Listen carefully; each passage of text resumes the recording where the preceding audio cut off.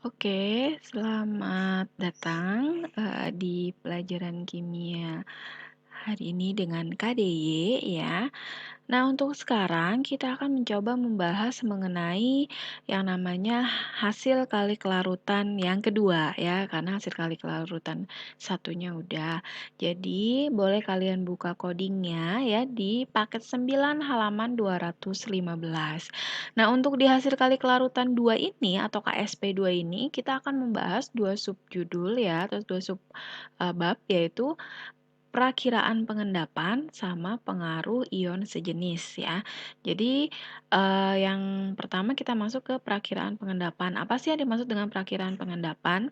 Jadi yang namanya pengendapan itu bisa kita perkirakan dia mengendap atau tidak.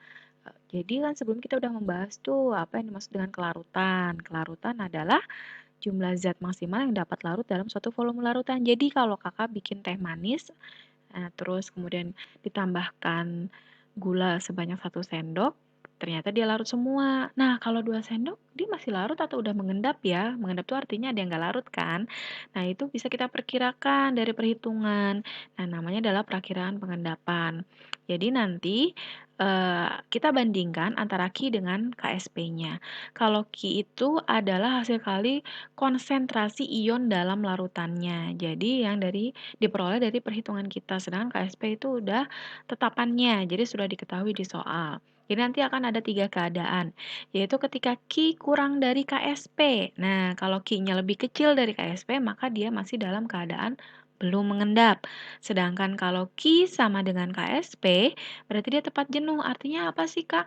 Artinya dia belum mengendap. Tetapi kalau kalian tambahkan sedikit lagi saja si zatnya, maka dia akan langsung mengendap. Karena nanti akan langsung masuk ke dalam keadaan ketiga, yaitu nilai Q-nya lebih besar daripada KSP. Nah, dia mengendap tuh ya. Jadi boleh kalian lihat contoh soal di halaman 215. Nah, di nomor 1B ya, yang kita langsung bahas adalah yang 1B. Ternyata diketahuinya itu adalah KSP dari si PBI2. Nilainya adalah 7,9 kali 10 pangkat minus 9. Kemudian ada, nah ini jadi untuk membuat PBI2 di soal diketahui dia dibuat dari senyawa PB nitrat dengan kalium iodida ya.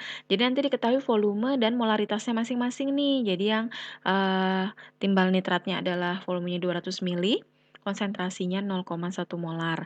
Sedangkan kalium iodidanya volumenya 300 mili, konsentrasinya 0,1 molar. Yang ditanyakan di soal adalah apakah timbal iodidanya mengendap? Nah, berarti kita harus mencari nilai Q-nya karena tadi nilai KSP-nya sudah diketahui ya. Nah, gimana cara nyari nilai Q? Yaitu kita cari dulu masing-masing dari molnya ya. Jadi kita lihat senyawanya satu-satu ya. Yang pertama ada si timbal nitrat. Timbal nitratnya ini tadi M sama V-nya sudah ada ya. Kita pakai rumus N sama dengan M kali V. Ternyata didapatkan molnya adalah 20 milimol. Nah, berarti kita ionkan sekarang kan ya yang timbal nitrat ini diionkan menjadi ion Pb2+ dan ion nitratnya. Nah, karena koefisien ingat ya perbandingan mol sama dengan perbandingan koefisien. Tadi timbal nitratnya 20 milimol, maka ion timbalnya saja adalah 20 milimol karena koefisiennya 1. Sedangkan kalau yang nitrat karena koefisiennya 2 jadi 40 milimol. Nah, kemudian dari yang kalium iodida didapatkan molnya adalah 30 milimol. Nah, jadi kita lihat lagi ternyata dia sama ya, koefisiennya sama semua. Jadinya koefisiennya sama, molnya juga akan sama, sama-sama 30 milimol. Nah, kemudian yang kita ambil ion yang mana aja sih? Nah, tadi kan senyawa yang dicari itu adalah PbI2. Berarti yang kita pakai adalah ion Pb dan ion I. Nah, ion Pb-nya didapatkan dari sini, 20 milimol ya. Jadi 20 milinya dari situ yang kakak kotakin merah. Sedangkan yang I-nya, di sini juga kakak kotakin merah, dia dapat 30 milimol ya. Nah, setelahnya kita nyari Q. Tadi kan dia adalah hasil kali konsentrasi ion dalam larutan. Jadi ion-ionnya kita kalikan konsentrasinya. Ingat, konsentrasi. Ya, jadi sebenarnya sama kayak nyari KSP ya. Oke, di sini karena diketahuinya baru mol, kita ubah jadi konsentrasi jadi molaritas ya.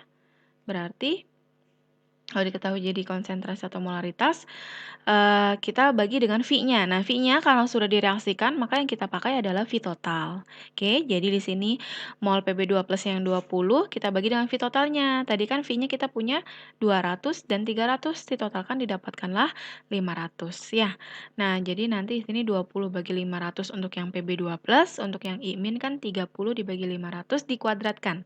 Karena dia koefisiennya 2, jadi pangkatnya 2 ya. Ternyata dari perhitungannya nilai Q-nya kita peroleh yaitu 1,44 kali 10 pangkat min 4. Nah, biar cepat kita lihat pangkatnya aja nih. Dia min 4 nilai Q-nya. Kalau yang KSP-nya tadi diketahui adalah min 9. Yo, min 4 sama min 9 maka akan lebih besar yang min 4. Maka kita punya keadaannya nilai Q lebih besar dari KSP. Maka dia pasti terjadi pengendapan atau kita sebut sebagai mengendap.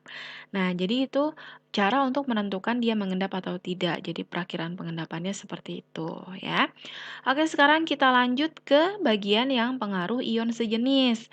Jadi kalau pengaruh ion sejenis itu menurut azas Lekatellier, dia menganut kesetimbangannya ya. Jadi ion-ion kesetimbangan, kalau ada contohnya aja langsung ya biar gampang gini. Ada contoh di sini, Kakak udah punya nih di bejana. Di bejana ini isinya ada AgCl. AgCl kan kalau kita ionkan berarti ada Ag+ dan ada Cl-. Kemudian dimasukkan senyawa nih. Contohnya NaCl, tapi nggak mesti NaCl ya, jadi nanti bisa dimasukkan senyawa apapun. Nah, di sini masukkan NaCl, ternyata pas diionkan ada Na+ dan Cl-. Nah, ternyata di antara yang senyawa yang sudah tersedia dengan senyawa yang dimasukkan baru, ada ion yang sama, yaitu kebetulan kalau di sini ion yang samanya adalah Cl-. Jadi nanti bisa yang sama itu yang negatifnya, yang ion negatif, atau yang ion positifnya. Nggak mesti yang ion negatif ya.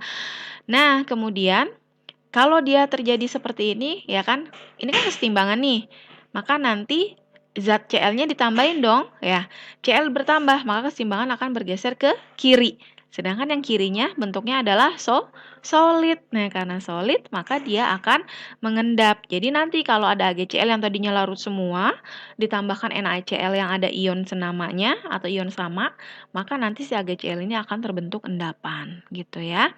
Nah, nanti kuncinya adalah semakin banyak ion sejenisnya, maka nilai kelarutannya akan turun. Ya. Jadi nilai kelarutannya akan turun nih di sini ya. Jadi kalau konsentrasi ion sejenis tinggi, kelarutan akan turun. Jadi kalau nanti ada yang ada dua bejana, bejana 1 NaCl-nya cuma 1 molar, di bejana 2 NaCl-nya 2 molar. Banyakan mana yang mengendap? Pasti yang 2 molar gitu. Oke. Nah, kemudian, biasanya yang ditanyakan adalah nilai kelarutannya gimana? Apakah dia benar turun? Bisa kita buktikan dari contoh soal yang halaman 215, bisa kalian lihat di coding ya, yang contoh soal nomor 2. Oke, di situ diketahui KSP-nya, yang ditanyakan adalah berapa kelarutan si, senyawanya. Jadi nanti ada, 3 keadaan ya, ada dalam air murni, terus ada dalam senyawa lain gitu ya. Jadi kalau secara umum keadaannya ada 2 ya, jadi dalam air murni sama senyawa lain. Kalau yang air murni berarti kan dia nggak ada zat apapun, kalau nggak ada zat apapun maka kan, di coding bisa kalian lihat ya senyawanya itu adalah Ag2CrO4. Nah yang A dalam air berarti Ag2CrO4-nya aja kita ionkan. Ya, berarti didapatkanlah nilai KSP-nya adalah kan kalau kita ionkan jadi 2Ag+ ya, kayak di paket sebelumnya udah kita bahas ya. Jadi 2Ag+ tambah CrO4 2-. Jadi di sini yang pakai deking di paket 8 ya, kita dapatkan 2 pangkat 2 dilihat dari jumlah Ag-nya ya, 1 pangkat 1 dilihat dari ion CrO4-nya ya, ada 1 kan dia satu kesatuan, dikali S, tinggal ini tambahin, 2 tambah 1. Maka didapatkanlah untuk nyari KSP-nya adalah 4S pangkat 3. Nah, yang ditanyakan adalah S-nya aja. Ya udah, berarti si 4-nya pindah ruas, jadi KSP-nya bagi 4. Pangkat 3-nya pindah ruas jadi akar pangkat 3 ya. Maka tinggal masukkan nilai KSP-nya, dapatkanlah 10 pangkat min 4. Ini adalah kelarutan Ag2CrO4 di dalam air murni. Nah, di bagian B yang ditanyakan adalah dalam K2CrO4. Nah, berarti ini ada senyawa lain ditambahkan. Kayak tadi kasusnya sama yang ini ya. Nah, kalau kayak gini gimana? Berarti sekarang kita lihat nih. K2CrO4-nya kita ionkan jadi 2K+ tambah C rho 4 2 min. Nah, kita pakai perbandingan koefisien ya. Jadi kalau di sini 0,01 kan diketahuinya ya, maka K plusnya karena 2 koefisien maka jadi 0,02. Kalau yang C rho 4 karena dia 1 jadinya tetap 0,01. Nah, yang ion senamanya yang mana? Yang C rho 4 karena dalam Ag2 C rho 4 yang ini nih ya senamanya. Ingat, konsentrasi di sini C rho 4 sama konsentrasi di sini adalah sama. Walaupun ya nanti koefisiennya beda karena dia udah beda reaksi gitu ya. Oke. Nah, kelanjutannya ini. Jadi KSP-nya kan kali dari ion-ionnya ya. Kita masukkan Ag plusnya jadi 2S tadi ya. Ag plusnya jadi 2S, yang ini kan karena di sini S, maka yang ini jadi 2S karena koefisiennya 2 untuk Ag-nya ya. C rho 4-nya dia di sini pakai yang 0,01 ya. Makanya di sini KSP sama dengan Ag plusnya menjadi 2S pangkat 2 ya. C rho 4-nya, ion C rho 4-nya kromatnya jadi 0,01. Nah, kemudian kita hitung, didapatkan nilai S-nya adalah 10 pangkat min 5. Terbukti ya, tadi kalau di air, dia didapatkannya kelarutannya adalah 10 pangkat min 4. Lebih besar dibandingkan dengan yang di dalam senyawa lain, yaitu 10 pangkat min 5. Nah, sekarang yang C, dalam AgNO3 0,2 molar. Kita buktikan lagi tadi, kalau semakin besar ion senamanya yang konsentrasi semakin besar ya, maka kelarutannya akan semakin turun. Di sini AgNO3 kan kita ionkan jadi Ag plus dan NO3 min. Koefisiennya sama semua ya. Maka konsentrasinya tetap sama yaitu 0,2, 0,2, 0,2 molar. Nah, yang senama ternyata di sini adalah Ag plus. Nah, ini yang maksud Kakak tadi. Kalau di beda reaksi, walaupun beda koefisien, nilainya tetap sama. Jadi Ag plus di sini sama Ag plus di sini tetap sama, yaitu tetap 0,2 molar. Ya, jadi nanti Ag plus di sini nilainya 0,2 molar. Tuh, dimasukinnya 2 kali 10 pangkat min 1.